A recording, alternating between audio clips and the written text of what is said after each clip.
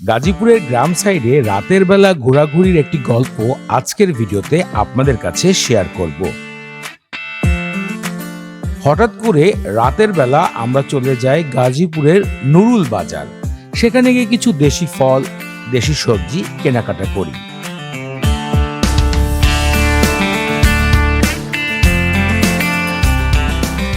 এরপরে রাতের খাবারের জন্য আমরা চলে যাই কালীগঞ্জের আল মদিনা হোটেলে এবং সেখানে গিয়ে আমরা 2 রকম মাছ এবং একটা দেশি মুরগি অর্ডার করি। খাবারটি তারা সাথে সাথে রান্না করে গরম গরম পরিবেশন করে। মুরগির মাংসটির দাম 800 টাকা এবং মাছগুলোর দাম 150 টাকা করে প্লেট রাখা হয়েছে।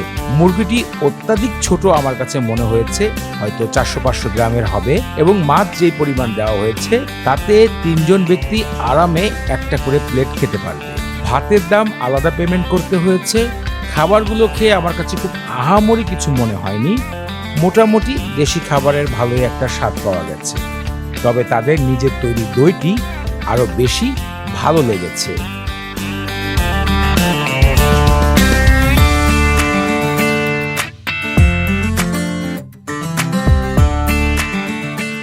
রাতে আসলে ঘোরাঘুরি করতে মজাই আলাদা। পরিবারকে নিয়ে একটু গ্রাম সাইডে গেলে ভালোই লাগে।